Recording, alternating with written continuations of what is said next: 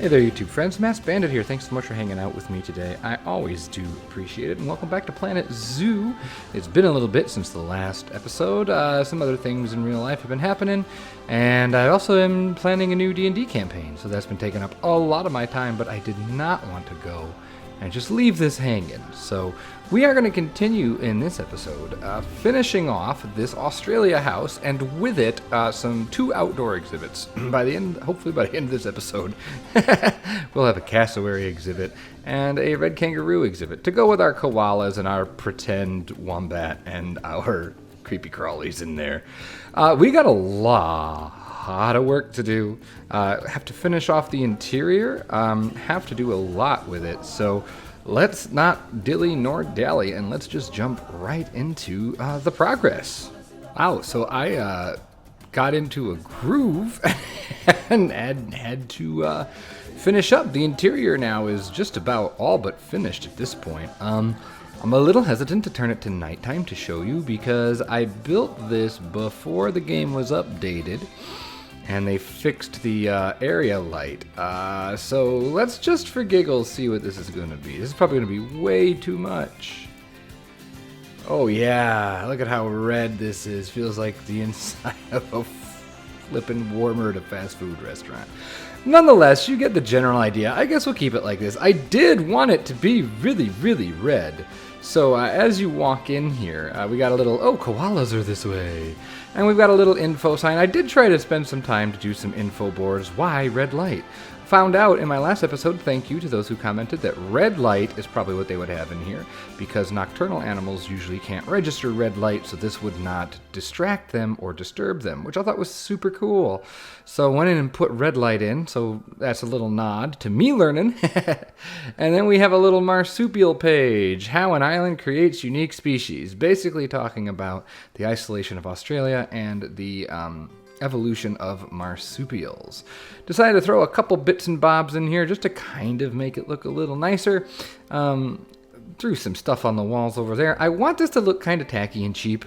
You know, like, I don't know, that's what I always thought of when I went when I saw the Australia house in the zoo. It's fine, but like this wood paneling is so over the top tacky. But you'll notice the red light stops here because this is the staff area here. We got the no entrance doors there. It doesn't actually go anywhere. We're gonna use our imaginations for that. Do wish that we could have daytime. So daytime, the koalas would be in daytime. So this is what they look like. They're hanging out in their little habitat there. I have cleaned up the roof and everything, so you cannot tell a difference, which I think is super nice. Let's go ahead and switch it back to nighttime, because actually I kind of like that red view. Wow, it's so red. Now I know I put the aardvark in here. It's fine. We'll keep it in there. I like it. He likes to hang out. Dug him a little cave. And over here are supposed to be implied exhibits. None of this is actually functional. In fact, I don't think guests can even get in here because there's no actual paths here. Just the way the game was working with terrain and stuff, it was not having it. There was not enough space here to have a path. At least not, I did not want to spend hours and hours fidgeting with the path system. So we added some details here to make it look kind of nice. And these are supposed to be more reptiles and animals native to Australia. And then you make your way outside. Added just a couple details here. But I wanted to give you this vibe. And yeah, I didn't change them. I don't mind. The glowing thing is kind of cute. I don't know. Maybe I'll change them. I haven't decided yet. But yeah, I'm trying to use some of the Australia pieces here just to really sell that vibe, because I do love the Australia pieces in the game. There's Mr. Aardvark kicking his box around. Very cool. I do like this, though. This feels so much better. It's small. It's way too small for what the animal needs in-game, but come on now, it's an aardvark, so I've seen them in really small habitats. So this is pretty, I'm pretty pleased with this. He's got his little area, because they're tunneling, digging animals. I've got his little cave in there he can go hang out in. I don't know. I think it works. I like it. And I think the red lights are a nice touch, but now that the lights have updated themselves, it's probably a bit much. So let's head out the doors. I don't know if there's anything out here. Nope. Boom. And immediately outside is a whole lot of nothing. So let's switch it to daytime. and take a gander at what we have. So here is the whole building. You'll notice it's quite large. It's quite big, and I tried to kind of keep it low profile as much as I could. Added some staff buildings so that the keepers could get in here. This is ridiculous. I know this is ridiculous. We'll have to find a way to make that work at some point, probably in another episode. But you can start to see what it's going to look like from here. Obviously, the walls will go all the way down. But yeah, I mentioned this in the previous episode. There's going to be a big old building over there, but I really like that. So yeah, we're trucking right along. And now that the interior is done, it's really time to shore up the roof, make it look better, and then start adding in our 2 outdoor animals. And the cassowaries are going to go over here, and we're going to have kangaroos over here. And we're going to kind of really loosely influenced by Brookfield Zoo's kangaroo exhibit habitat. Maybe it wasn't theirs. There's one where the ground is sunken in, and it's a pain because you can never see the kangaroos because they always lay up against the brick wall or the concrete wall right where you're standing, so you can really never see them. And that's actually something I kind of want to try and capture. So let's push along and get back to work. So I thought I'd bring you in here and give you a quick little update. We're adding some details here to our Australia house now. I believe this was here before. I love this. This flag is off the workshop. It is by Haribo. Haribo made the flag. It is fantastic. You should download it. He's got a whole bunch of flags. They have a whole bunch of flags on their workshop. So if you're looking for good flags, they're a little thick, but sunken into a building like this, I think they look really, really nice. Anyway, some work is done here. We added this goofy thing. I wish it had the same. I wish there was a way like in Planet Coaster where you could just turn off the animations, because as a statue it's fine. It's all the movement that's kind of doofy with it, but it's fine. I like it. I don't know. I'm going to use it. Why not? I think it's cute. Added a staff entrance here. One of the things I noticed about zoos is like the staff doors are just right where everybody walks. And actually, Ruble Trillion's most recent episode of Tivoli Zoo did a great thing that I'm totally going to steal. The zoo usually uses the same material that the walls are made of and tries to hide the doors that way. So we could totally do that. I think that'd be a really nice, totally zoo-y touch, and we should do that over here too, but we'll get to over there in a second. So yeah, we've got this now. We're going to have a nice sign, the Australia House sign, coming up later, I think. But you'll notice we have a bird, a very bored. I think this bird is injured, actually. I think this bird is injured. That's why it's not moving. Yeah, it's injured. So we're going to get someone to come take him away. So the beginning of our cassowary exhibit. It is bland, bland, bland. But when I think of some of the bigger birds that I've seen in the Houston Zoo, it is basically just a cage, a big, tall chain link fence, like where the peafowl are. And we used to have a shoebill. And it was just in a big area like this. Just, yeah. And that's how it is. So that's what we're going to be doing. We're going to dress it up and make it look nice, but I don't want you to think this is going to be some high profile thing. My thought was this is like a bit of an older area addition to the zoo. Lost my words there. I think this is a bit older addition to the zoo. Maybe 90s. Which is why these 2 exhibits will not be like cutting edge. It's an animal behind a fence. And, I have no problem doing that. That is still things you see in zoos. So yeah, that's I've covered up all the roofs now. The building is more or less complete. I've added the fake doors. So this is what it looks like. I've tried to lower it even more. And now you actually can barely see it. I really am happy with the foliage in there. It's just, it fills this out, makes this feel so much more permanent now. This is all still a nightmare, this backstage area, but I'm not sure what we're going to be able to do. I gotta sit on that one for a while. So our exit area from the animal house, or from the Nocturnal House, is right here, and that will lead directly into you'll have to pass the exhibits to get back on the main trail. I think that's a nice little setup. Using the little awnings from the Australia DLC. Moving right along here, I really do enjoy this DLC. This DLC has really done a great job of getting me back in the game. You'll notice, though, that I did use the side of the building here. We had a lot of empty space, and it felt like a total waste, so I threw in a keeper hut here, and that allowed me to put in this nice window.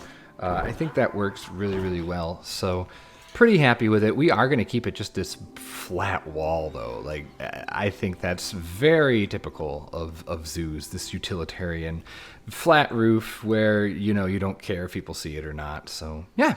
I'm really happy with how it's turning out. We're going to have a bit of an issue here because of the gradient, the different in terrain height here between the road and where this path is. So our kangaroos will either have to be in a massive pit or have to do some sort of major retaining wall, which isn't outrageous. It actually does exist in the Houston Zoo. So I am doing a little bit of ideas of where I want the habitat for the kangaroos to go. We're starting to carve out some ideas here. So yeah. Just progress. So our cassowary is healthy again. And you'll notice I've dressed up the area quite a bit. I really did try to put a lot of plantings in because these birds live in rainforests. They would be, in a heavily forested habitat. I did really try to replicate that. However, one of the things is you replicate it with the natural foliage of the area. I was talking to someone who is very familiar with how zoos operate, and they said that that's what their zoo would do. They would put, just whatever foliage they have that will survive. And that's what a zoo would do. I can't put, I guess, actually, probably I could get away with some rainforest trees in here, being, Pacific Northwest. But nonetheless, I'm happy with this. I think it looks pretty good. And digging all just all the green, I think it does a good job of making it look not so sad to have an animal in a cage. And it also helps block up these big walls. You notice that these have kind of now disappeared. Like, they're there, and if you look for them, you see them. But I think it's, that's kind of what I was going for. You'll notice it if it's there, but by not having it, if I were to cover it all in rocks, I think that might look a little too nice. Create a really simple area for the information boards to go. Covered up everything here. Added this cute little. I love these. This is probably the artwork in this is probably some of my favorite parts of the DLC. So yeah, that's where we are. The cassowary is all but completed at this point. Time to move on to the roos. So this came together pretty quickly. Once I carved out where I wanted it to go, you'll see I created a really simple wall here. Just a in-game wall piece with a piece of mulch and then Control X, and just kind of pasted it around to create the shape that I wanted for my basically pit. There is a hill, so the very back of the habitat is actually, I think, the same height as the paths to kind of give that gentle slope up. I think that looks better than just a pit down there. But what I love, because it's so accurate, is if you're standing right here, you can't see anybody that's hiding back here by the path. Like, look at you. Oh, that was the thing that always frustrated me at the zoo where the kangaroos were. I think it was Brookfield Zoo. You could never see them. They were always laying up against the wall, so you could never see. There it goes. But I think that's perfect. I wanted that. I was going for that. So if you are like, oh, come on. No, I did that on purpose. I swear that was an intentional bit of jank for me there. Originally, I had thought that we would have the exhibit go all the way out to here, and then I realized that kangaroos don't need nearly as much room as I thought they did, so I really shored it back. We're going to get rid of all this, and we'll put something else here. I'm not quite sure. We've got all this room. I do want to swing the path back and get much, much closer to the road here.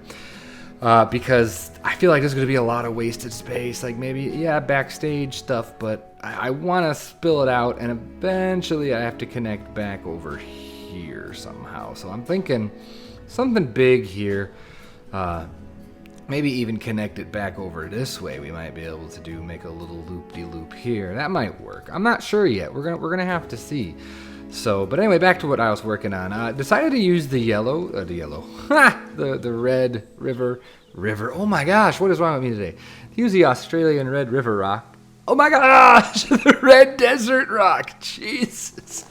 I really wanted it to look artificial, so I basically am using one or two shapes and just kind of spamming them and pushing them forward and backward a little bit to give them a little bit of texture. But I want it to look like this was like a rock stamp that they, like they were pre-molded rocks. That is such an ugly noise. I tell you what, Australia animals don't make pretty noises. Just saying. What I think I'm going to do is I'm going to extend this building all the way to here to function as the, quote, night house for the kangaroos. That would probably be what we would use that for. Lots of bamboo is kind of my default now for when I need to cover up lots of area. Yeah, this is pretty much it. It's small, but if you're coming out here, I like it. You get a good view right away. Gonna make this whole area a planter. Gonna dress this all up just a little bit. Yeah, we're really close to finishing off this Australia build, so just a bit more to go. A few more details just to make it shine. Well, you know how it is in the Pacific Northwest. It rains more often than it doesn't. It is raining today, and so we'll be looking at our exhibit here in the rain. I figured if the Pacific Northwest, we don't do enough rain stuff, so let's actually... So here you go. Here is the Australia house in all of its glory. Found this really cool font, and here we go. Let's find out who the font is by.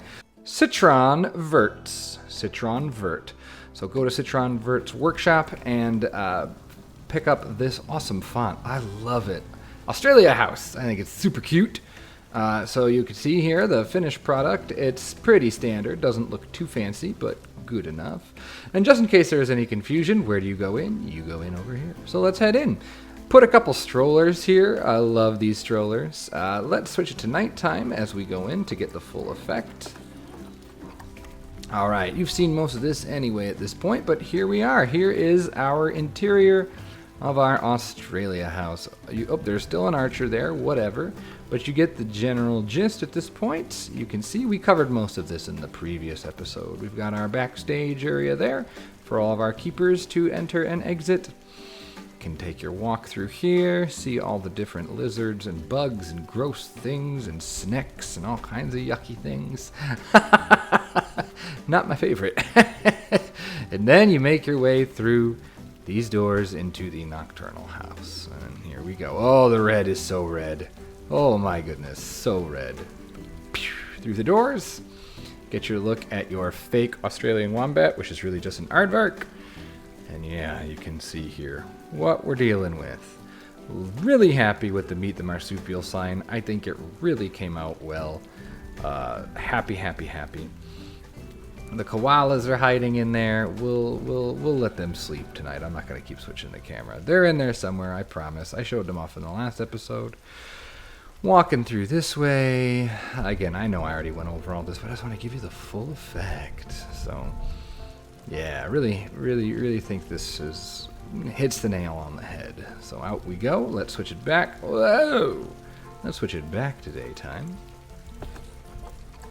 There we go. Okay, and out we come. And I know it's raining, but here we have our two Australia exhibits.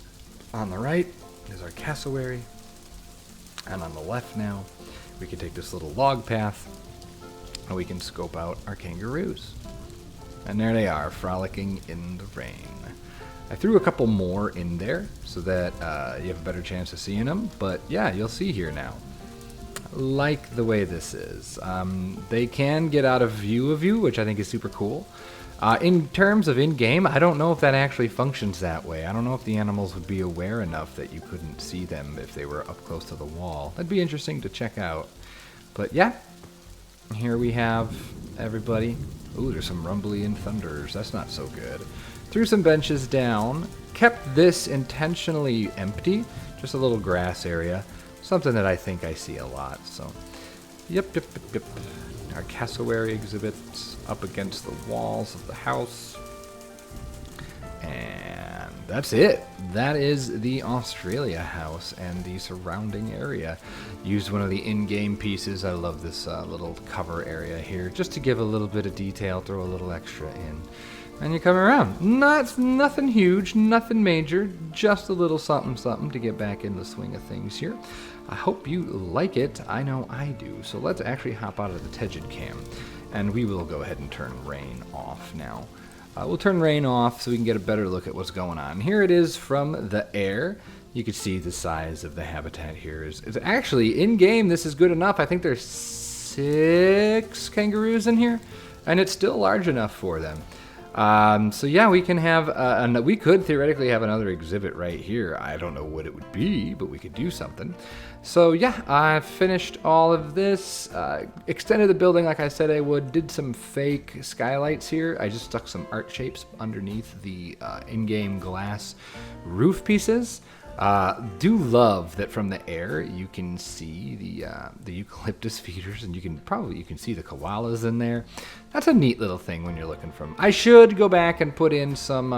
I need to do that. I'm gonna go back in and put in some vent work and stuff like that. But now if we zoom out, you can see that's a pretty big building. That is by far the biggest building currently.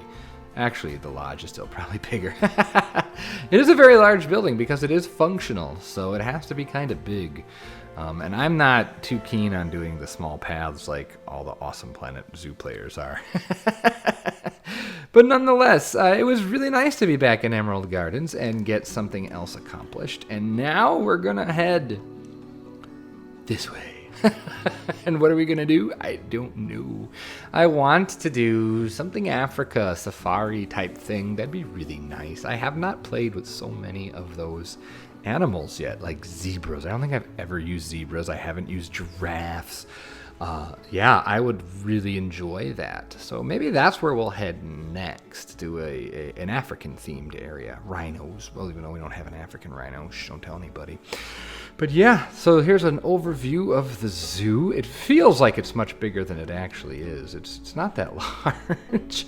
It doesn't feel that large, at least. Or at least it doesn't take up a lot of the map. Anyway, that's going to do it for me today. If you enjoyed, which I hope you did, hit the like button. And if you haven't yet, consider subscribing so you don't miss anything on the channel. With all that being said, have yourself a great day, great night, great whatever. And I will see all of you for the next episode of Emerald Gardens. Take care, everyone, and I'll talk to you later. Bye-bye.